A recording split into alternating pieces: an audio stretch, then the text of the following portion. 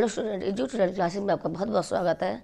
आज मैं फिर आपके लिए एक इम्पॉर्टेंट टॉपिक, एक इम्पॉर्टेंट क्वेश्चन से लेकर आई हूँ। जैसा कि आप देख रहे हैं, कक्षा 12 हिंदी में संस्कृत खंड, जो बच्चों बहुत टिपिकल लगता है। संस्कृत पढ़ना उनको बड़ा लगता है कैसे हम पढ़ेंगे, बहुत कठिन है। तो उसकी मैं आज आपको पूरी बताऊँगी किस तरह से करना है, जिससे आप इसमें पूरी नंबर पा सकें। आज का जो मैंने टॉपिक लिया वो श्लोक में मैं व्याख्या करवाऊंगी, जो मैंने मोस्ट इंपॉर्टेंट आपके लिए सेलेक्ट की हैं, और ये आपके 7 नंबर में आती है। 7 नंबर बहुत महत्वपूर्ण होते हैं और बहुत ज़्यादा नंबर होते हैं बोर्ड के हिसाब से। 2 नंबर का आपका संदर्भ आता है, 5 नंबर की आपकी इसकी हिंदी की व्याख्या आती है। और सारे जो मैंने श्लोक लिए वो बहुत ही ज़्यादा सिलेक्टेड लिए हैं और इन्हीं में से आपके बोर्ड परीक्षा में आएंगे। तो आप पूरी इसकी तैयारी कर लें और बिल्कुल आप जो संस्कृत है उसको भी आप बिल्कुल ईजी पढ़ सकते हैं। बिल्कुल सरल तरीके से इसको मैं समझाऊंगी, जो आप इसको आराम से कर लें। ओके, तो मेरे साथ समझते जाइए आप, और शायद तो चाहे तो लिखते भी जाइए, जैसे मैं समझाऊँ उस तरह से जो भी मीनिंग बताऊंगी संस्कृत के हिंदी में, तो आप पेन से लेकर उसको लिख भी सकते हैं। जो आपको दोबारा जरूरत पड़े तो आप उसकी व्याख्या, उसको अर्थ उसका समझ लें व्याख्या करते समय। सुखार्तना कुतो विद्या, कुतो विद्यार्थिना सुखम, सुखार्थी व तेजेत विद्या, विद्यार्थी व तेजेत सुखम। सुखार्थिना यानी सुख की इच्छा रखने वाले, सुख चाहने वाले। कुतो विद्या, कुतो माने कहाँ है, विद्या। यानी जो व्यक्ति सुख की चाह रखता है उसको विद्या कहाँ, उसको विद्या उसको नहीं मिल पाती है, नहीं प्राप्त नहीं कर पाता है। कुतो विद्यार्थिना सुखम, कुतो यानी कहाँ, विद्यार्थिना विद्यार्थी को सुखम सुख, और विद्यार्थी के लिए सुख कहाँ। सुखार्थी व तेजेत विद्या, जो सुख की चाहता है, सुखार्थी यानी सुख की चाह करने वाले व्यक्ति को तेजे त्याग देनी चाहिए विद्या। सुख की चाह रखने वाले व्यक्ति को विद्या त्याग देनी चाहिए। और विद्यार्थी व तेजेत सुखम, और विद्यार्थी के लिए तेजे त्याग देना चाहिए सुखम सुख। और विद्यार्थी विद्या अर्जित करने वाले व्यक्ति को यानी विद्यार्थी के लिए सुख का त्याग कर देना चाहिए। समझ में आगे होगा, मीनिंग बाई मीनिंग समझाया है मैंने। अब इसकी आपको व्याख्या करके चाहूँगी, उसकी मैं थोड़ी तैयारी कर ली थी, आप देख रहे हैं। साथ में ये इसको रखती जाती हूँ जिससे कि आपको मैं समझाती जाऊँ। सबसे पहले इसका हम संदर्भ लिखेंगे, जो आपको बता चुका है। ये 2 नंबर में आपका संदर्भ इसका आएगा, बहुत ही सिंपल है। इसमें सबसे पहले तो हम ये पहचानेंगे कि ये किससे लिया, हालांकि मैंने आपको बता ही दिया था कि आपका मैं सुभाषित रत्नानी से लिए हैं। और ये आपका जो इम्पोर्टेंट, बहुत मोस्ट इंपॉर्टेंट है आपका ये चैप्टर, इसको आप अच्छे से कर लीजिए। तो ये वाला है, इसमें केवल जो आपकी हिंदी काव्य है या गद्य है उसमें तो आपको चैप्टर का नाम और लेखक का नाम बताना पड़ता है। इसमें केवल आपको चैप्टर का नाम, जो पाठ है उसका नाम बताना है। तो उसको आप केवल इतने ही बताने में आपको 2 नंबर मिल जाएंगे। ओके, तो ये आपका सुभाषित रत्नानी से लिया गया है। इसको हम लिखते हैं प्रस्तुत श्लोक। राइटिंग का विशेष ध्यान रखना है। प्रस्तुत श्लोक हमारी पाठ्य पुस्तक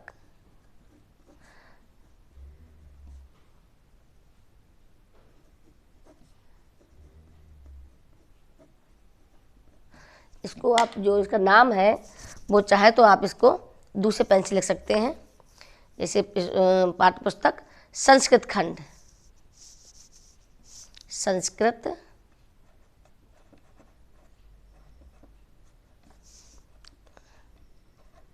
खंड के सुभाषित रत्नानी, ये सुभाषित रत्नानी इस पाठ का नाम है जिससे ये लिया गया है। सुभाषित, ये षटकोण वाला सा बनाया है मैंने, इसको आप देख लीजिए। षटकोण वाला सा है ये, ठीक है, क्लियर हो गया। सुभाषित रत्नानी,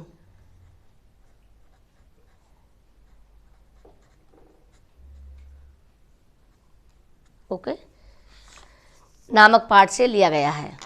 सुभाषित रत्नानी शीर्षक से लिया गया है या पाठ से लिया गया है, ठीक है, शीर्षक से लिया गया है।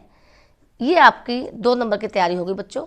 इसको आप इसमें पूरे 2 नंबर मिल जाएंगे अगर आप इस तरह से इसका जो भी संदर्भ है वो लिखते हैं। संस्कृत में आपको संदर्भ सिर्फ उसमें पाठ का नाम बताना है, यही आपको लिखना है, तो बहुत ही सरल है। ओके, नेक्स्ट अब इसकी हम व्याख्या करते हैं, जो है हिंदी अर्थ इसकी हिंदी व्याख्या। सुखार्तना कुतो विद्या, ओके, यानी सुख की चाह रखने वाले व्यक्ति के लिए विद्या कहाँ। लिखते जाते हैं। सुख की चाह यानी इच्छा, सुख की इच्छा रखने वाले के या सुख की चाह, दोनों आप जो आपको लगे कर सकते हैं। सुख को चाहने वाले या सुख की चाह, सुख को चाहने वाले कर लेते हैं, इसको को बना लेते हैं इसको।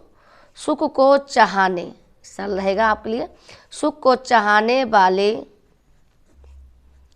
व्यक्ति को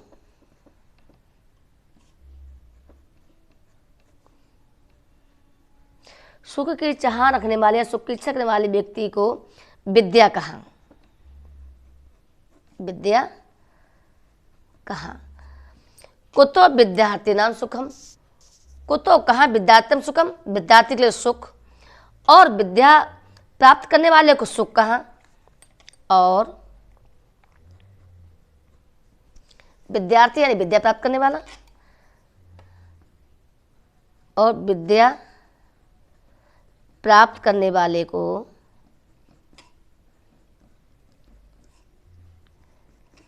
सुख कहाँ।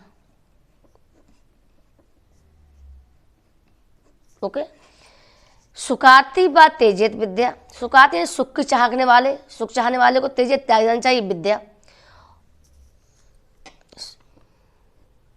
ओके, सुख की इच्छा रखने वाले व्यक्ति को, सुख की इच्छा चाह, जो भी आप चाहे लिख सकते हैं, मैं इच्छा लिख रही हूँ। सुख की इच्छा करने वाले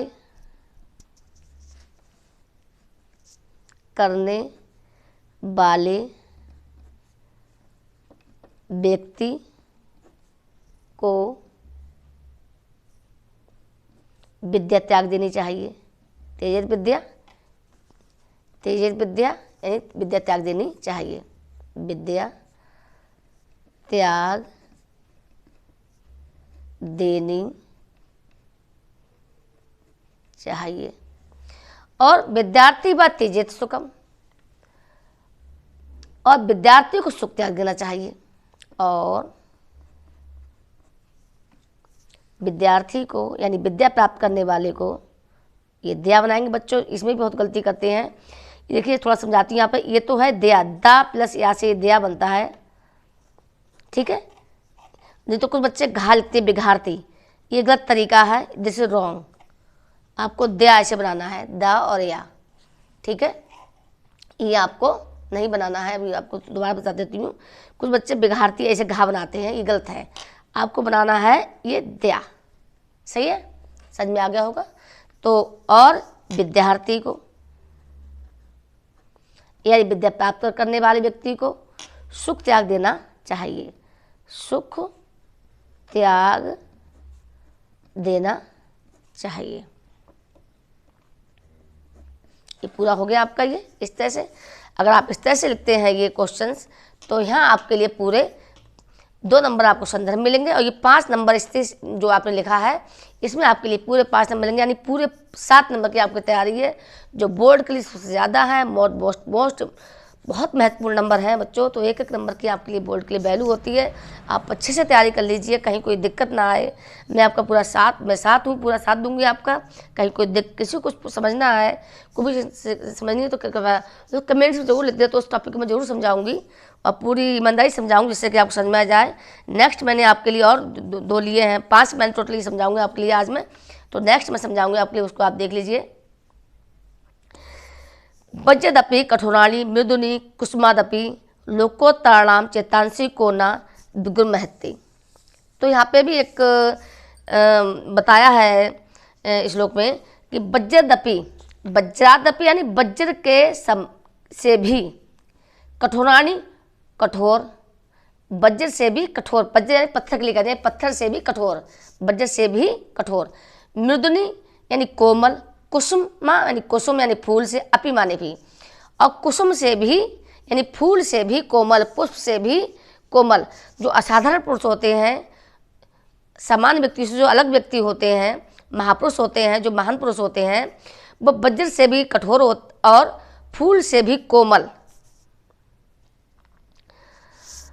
लोकोत्तराणाम चेतांसी, लोक यानी संसार में ऐसे चित्त रखने वाले, चित्तांशी यानी चित्त रखने वाले, ऐसे मन वाले, ऐसे चित्त वाले व्यक्ति को कोना विज्ञोर्तुमहति, कोना यानी कोई नहीं, विज्ञोर्तुमहति माने जानता है, भला कौन नहीं जानता, अर्थात ऐसे व्यक्ति को सभी जानते हैं।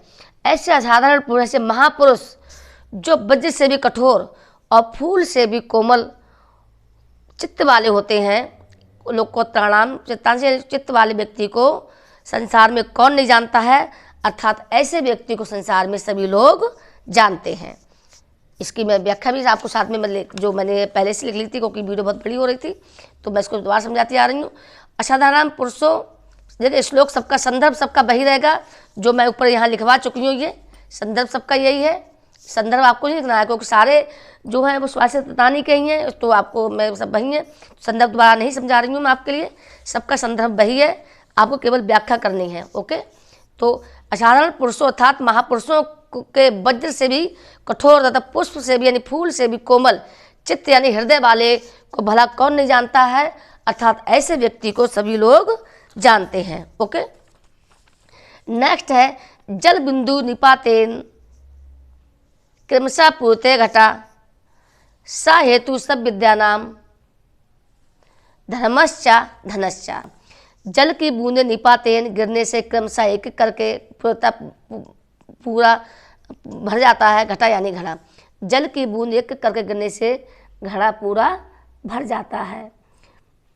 उस प्रकार से सा हेतु सब विद्यानाम, उस प्रकार सभी प्रकार की विद्याएं, धर्मश्चा धनश्चा, धन की हो और धन का कारण है, यानी समस्त इसी प्रकार से यही जो है समस्त विद्याओं का कारण है, चाहे धन की हो या धर्म की हो। क्लियर हो गया होगा। जिस प्रकार से बूंद बूंद से घड़ा भर जाता है, उसी प्रकार से व्यक्ति के लिए सभी प्रकार की धीरे धीरे करके सभी प्रकार की, चाहे वो धन की हो या धर्म हो सभी प्रकार की उससे ज्ञान हो जाता है। उदेति सविता तामस्ताम एवमेष्टु च संपत्तो च विपत्तो च महता में एक रूपता। उदेति सविता, उदय होते हुए, सविता यानी सूर्य, सूर्य उदय होते हुए, ताम्र यानी लाल हो जाता है, ताम्र जैसे लाल होता है ताम्र, तो उसी प्रकार से सूर्य उदय होते समय लाल होता है। स्ताम एवं मेस्तु चा, और ताम्र यानी लाल होता है, एवं मेस्तु यानी अस्त होते समय भी, और अस्त होते समय भी, चा माइंस और अस्त होते समय भी लाल होता है। संपत्तो चा विपत्तो चा महता एक, तो उसी प्रकार से महान व्यक्ति चाहे संपत्ति हो या विपत्ति हो, दोनों परिस्थिति में वो एक समान रहता है। फिर से समझ लीजिए, उदय होते हुए सप्ता यानी सूर्य, ताम्र यानी लाल होता है, जैसे तांबा लाल होता है इस प्रकार से सूर्य भी लाल होता है उदय होते समय। उसी प्रकार से अस्त होते समय सूर्य लाल होता है, यानी सूर्य की जो स्थिति है चाहे वो उदय हो चाहे अस्त हो, दोनों समय उसकी स्थिति एक समान रहती है। उसी प्रकार से जो महान व्यक्ति होते हैं, महापुरुष होते हैं, संपत्तो चाहे विपत्ति, चाहे संपत्ति समय हो या विपत्ति समय हो, महता एक रूपता, दोनों समय में एक समान रहते हैं। क्लियर हो गया होगा। विद्या विवादाय धनम मदाय शक्ति परशरणाम परिपीड़नाय खलस साधो विपत्ति ज्ञानाय दानाय चारक्षणाय। विद्या विवाद के लिए, विद्या विवादाय विवाद के लिए, धनम मदाय धन मद के लिए यानी घमंड करने के लिए, शक्ति परेशानाम परिपीड़नाय और शक्ति का प्रयोग परेशान माने दूसरों को परिणाम दुख देने के लिए, खलस यानी दुष्ट व्यक्ति करते हैं। दुष्ट व्यक्ति विद्या का प्रयोग विवाद के लिए, धन का प्रयोग घमंड के लिए और शक्ति का प्रयोग दूसरों को पीड़ा देने के लिए करते हैं। और साधो यानी सज्जन व्यक्ति विपरीतो तज, इसके विपरीत करते हैं। वो क्या करते हैं? विद्या का प्रयोग ज्ञानाय ज्ञान के लिए, धन का प्रयोग दानाय दान के लिए और शक्ति का प्रयोग रक्षा के लिए करते हैं। समझा गया होगा। पूरी कोशिश की है मैंने इसके लिए। अब इसकी आप ये मैंने पूरा इसका व्याख्या थी, इसको मैं डिस्कशन में डाल दूंगी, आप इसको देख लीजिएगा। मोस्ट इम्पॉर्टेंट मैंने जो एक तो मैंने लिख के ही दिखाई है, बाकी आपको जो 5 श्लोक हैं मैंने जो करवाए हैं ये आपके क्रम से मैं ये देखिए मैंने ये पूरी व्याख्या इसमें ये लिख दी है। इसको आप इससे कर लीजिए, समझ में तो आ ही गया होगा आपके लिए। मोस्ट इम्पॉर्टेंट है ये।